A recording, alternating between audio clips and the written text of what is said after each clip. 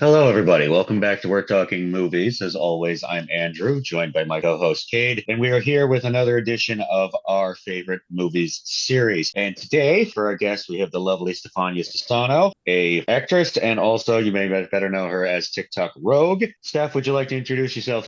Of course. Hi, everyone. My name is Stefania. As Andrew said, I am an actress, and you probably know me as Rogue on TikTok. That's where it all started for me. I started doing social media content right before I graduated college in 2021, trying to figure out what to do with my future. And I kind of just found a home with it. And ever since then, I've been cosplaying not just Rogue, but a bunch of other X-Men characters, Marvel. I've gone into more fantasy stuff recently. And yeah, that's pretty much it. Awesome. Well, thanks so much for being on. So, getting into your top five favorite films of all time. Coming in at number five on your list, we have Dead Poets Society. So, has this always been one of your favorite movies of all time? If so, what is it that is so great about it for you that makes you rank it as one of your favorites? I actually first saw this movie in high school. So I took a class that was book to film, and I really, really enjoyed the story. And I also absolutely adore Robin Williams. He's probably one of my, if not my favorite actor of all time. Every time I see this movie now, I'm always reminded that he's not with us anymore, which is sad. But I just really loved the story of just like these high school boys and their teacher just kind of guiding them down this path that they all seem to come together with and just like come closer together with. And one of the characters is like a theater kid, and I'm a theater kid, and he wants to do Romeo and Juliet, and I think it's Romeo and Juliet, or no, maybe it was Midsummer. Yeah, I think it was Midsummer Night's Dream because he was Puck, I think. And of course his parents didn't like that, or dad especially didn't like that. And I just kind of I found like I had empathy towards him. Not that like I have a similar experience because I do theater and my family supports it and stuff, but like you just feel for him. And of course I don't want to like the movie's been around a long time, so I don't want to spoil it. But if you guys know what happens at the end, like what happens to him, it's really sad. So yeah, it's just one of my movies that has just like a deeper meaning to it that is not a usual movie that I guess I watch a lot. And it's just different for me and I enjoy it a lot. And of course you have the Captain by Captain part. Like that's the most famous part of the movie. Just like the way it all comes together in the end. And again, Robin Williams is my favorite actor. So one of my favorite actors of all time. So it's great just seeing him in that role. As you talked about, this movie follows an English teacher and he uses poetry as a way to inspire his students Mm-hmm. and kind of bring them together. Are you a fan of poetry yourself? Not really. So, I mean, not like I read poetry, whatever, but a form of poetry is music, right? And I have always immersed myself in music ever since I was a kid. And most of the time, you're not really listening to the lyrics per se, but sometimes you have like that one song or that a few songs that like the lyrics really hit you hard, or there's just something about them. So I don't read poetry and whatnot, but like sometimes there will be like a poem that pops up in a book I read, and it'll be I would read it, of course, it'd be cool to read, but I would say music is more a form of my poetry per se. Okay. Is that one of the things you would find most engaging about this movie is how it utilizes poetry from a story perspective? I think so, especially because it's the one thing that really brings this group of boys together, and they all find a comfort in it, which, not a lot of, I guess nowadays, men reading poetry is not seen often, right? And this is an all boys school, and basically like a prep school. And it's one of the things in prep schools or all boys schools, whatever, private schools, is literature.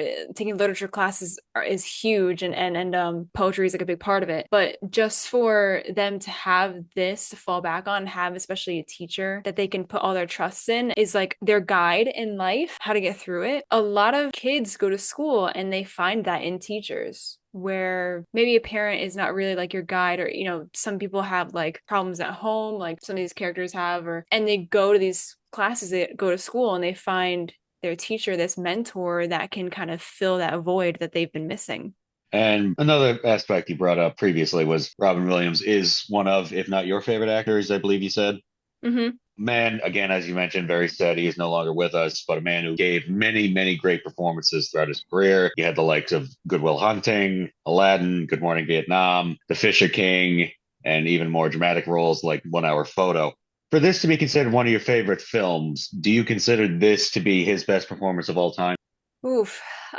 It's really hard to say because Good Will Hunting is a phenomenal movie, and I really loved him in Good Will Hunting. And a lot of people see him as like just a comedian actor. And I mean, he is a comedian, but like he knows dramatics very well. He's like I feel like he should be more recognized for his more dramatic roles, more serious roles. I would say Good Will Hunting might be his best to me because I also really love that movie and I think Robin Williams did a phenomenal job in that role. Again, another role where you kind of have like a mentor or like this father figure, I guess, for somebody to look up to. So Yeah, understood. Well, moving on to your fourth favorite movie of all time, we have La La Land. So, apart from being a musical, this movie also works as a romance film. And for you as an audience member, are you a big fan of the romance genre? If so, is this also your favorite romance film of all time, since it's good enough to make your top five? I'm not really a romance watcher, but La La Land, because I love musicals, is also one of the reasons why I watched it, and also Ryan Gosling. And of course, like it won Oscars and stuff. And so I was like, all right, I should, and everyone was saying this was a great movie. And I actually watched it on a plane for the first time. So I was like, let me just get this over with because everyone's saying for me to watch it. And I just like loved the characters so much. And it was like not really like a roller coaster of emotions, but like you're on this like high throughout the movie, right? You love these characters, they're dating, and there's like music and there's dancing, and then it kind of like you kind of get your heart broken in the end. And I knew some like one of my friends told me that that's what it was gonna feel like, right? And I honestly was not prepared for it, but it is one of my favorite movies because I think more so because of how it brings you up and then crashes you down at the end. Because not a lot of movies can make you have, or not a lot of movies for me can make me have that much feeling or that much emotion. And this one kind of does it for me. The music and the dancing is just like a plus for me because I am a theater kid. So the romance of it, I think, kind of stood out for me the most throughout it. Yeah, and speaking of that, so this movie has, like you said, Ryan Gosling and Emma Stone, and they've also played couples in other films that include Crazy Stupid Love and Gangster Squad. And apart from Ryan Gosling, are you a fan of both him and Emma Stone as actors? If so, do you think that this movie would be anywhere near as effective as it is if it had two different actors in the lead roles? I honestly can't see anyone else in these roles because you have to, for these two roles to work in this movie, both actors have to have a deep connection. It doesn't have to be anything romantic, even if it's like a friendship, which obviously is what they have. The connection is the most important part when choosing actors for like a pairing role. So, and I believe these two have that with each other. I honestly can't see anybody else filling their shoes for this movie. Yeah, I agree. And this movie is also directed by Damien Chazelle, which he won the Oscar for Best Directing. Hmm. And he's also made other films that include Whiplash, First Man, and Babylon. Are you a big fan of his other films, or is this the movie that you mainly know him for? This is the movie I mainly know him for. I don't think I've seen any other of his work. Well, that seems to wrap up number four in a nice little bow. So let's move on to your number three, shall we? And that would be the Disney animated movie Hercules. Yes, Are you a big fan of animated films, especially those that are part of the animated Disney classic? absolutely. Hercules is my favorite Disney movie of all time. Close to it is Beauty and the Beast, but Hercules takes the number one spot for me because of the music and also my favorite Disney character is Megara. It's funny because growing up, my favorite movie was The Little Mermaid, and then I saw Hercules, and then I just fell in love with that. But Prince Eric is still my favorite prince, I guess. But that and all the other animated Disney movies, I grew up with, especially the princess movies, those were close to my heart, I guess, because again, fantasy, right? I was just immersed in fantasy as a kid. And it kind of transitioned into my adult life. So now I read a lot of like fantasy books and stuff. And Hercules is just, I think it has like the best music in a Disney movie or like because it's not like a one of the princess movies, but like compared to I feel like Beauty and the Beast and Little Mermaid, I just think it has the best music and it has a lot to do with the gospel music in it, the gospel style. It just sounds so good. Okay. What are some other things that you would say that makes this movie stand out for you from, say, a story perspective? I would say that this is one of the first, I guess, that I know of, one of the first Disney movies where like the damsel in distress is not a damsel in distress, and she's actually like a strong female character. And I think that's one of the big things that stands apart from, I don't know, other movies, even though like Belle, she's also a strong character, and Ariel is also a strong character, but you have Meg who's just sassy, and she even says like I'm not a damsel in, well, she says I am a damsel in distress, but like in a sarcastic way, but she's basically not, right? And she could save herself, and she's been doing that for a long time now before Hercules came. That's one of my favorite things about it, and I think that stands out a lot. Would you say this is a good comfort movie that you can enjoy not just by yourself, but also with other people around you? Say, watching this with your family or watching this with a group of friends. Is this a good movie in that regard? Oh, of course. It's just the whole time, I think everyone would just be vibing to the music. We could even have it on in the background. And I feel like if I had it on in the background, I just, whatever I was doing, I'd stop doing it and just sit and watch the movie, get distracted with it. But just having the music on in the background is just in on its own. And one of the other main elements of this movie that gets a lot of love, and in my opinion, rightfully so, is James Woods as Hades. Is he one of your favorite parts of this movie? Yes, I love Hades in this movie. I also love Greek mythology. I'm not really like, I don't know a lot about it, but I know like enough, I guess, to have a feeling about it. And I just love Greek mythology. And Hades is probably one of my favorite Greek gods, just because I like villains. Something about villains just speaks to me a lot. Would you say he is one of the best Disney villains of all time, if not the best? I wouldn't say the best, but I'd say one of the best, at least one of the favorites. Yeah, I completely agree. Well, and moving on from Hercules, coming in at number two on your list, we have Chicago. This is another musical that was able to make your top five. And as a movie, what is it about Chicago that makes you rank it higher than La La Land? Is it the story, the characters, the musical numbers, or maybe something else? Well, Chicago is actually my favorite Broadway show. And it was kind of one of my introductions to musical theater. And I think I saw this movie when I was either in middle school or just getting to high school. I know I was young. This movie and Mamma Mia were like my two intros to musical theater. But this one really caught my eye the most because doing theater, I am not like a soprano, so I don't have like a very high vocal range. I'm more like on the lower end of my scale. And the music of Chicago is that range. And that's one of the reasons why I kind of found a connection to it, I guess, because I could actually belt and sing these songs without struggling, right? So that, and also the fact that the I love the choreography. I love like the 20s style. Bob Fosse, who was the choreographer in the Broadway production, the original show, and also he directed it. It's one of my favorite styles of musical theater dance of all time. And also, we're talking about the movie here, transition back to that. Catherine Zeta-Jones does Velma perfectly. Renee Zellweger does Roxy perfectly. The cast was phenomenal. And also the director, Rob Marshall, did a fantastic job with directing this movie, and just the visuals were so beautiful, and also won best picture. So it was, to me, I was just kind of not, I guess I was shocked to see that like a musical won an Oscar, won best picture, especially because you don't see that a lot. And it kind of felt like musicals are being more not well known but more appreciated when this movie won, or and when it came out as well.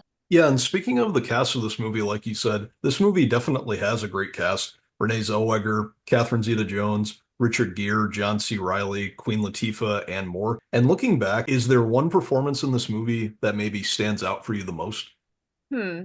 I would say, I want to say like Catherine Zeta-Jones and Renee Zellweger. They're just dynamic was so great. The way they were able to bounce off each other in this movie, it was so good. But I would say one of my favorite parts of this movie is just Queen Latifah, because I love Queen Latifah, and she played the matron so well. And she's also really funny. So I think she was like one of the perfect castings for this movie. Yeah, for sure. Lastly, regarding all the musical numbers in this movie, are there any that are some of your favorites and maybe that you just know the lyrics to by heart?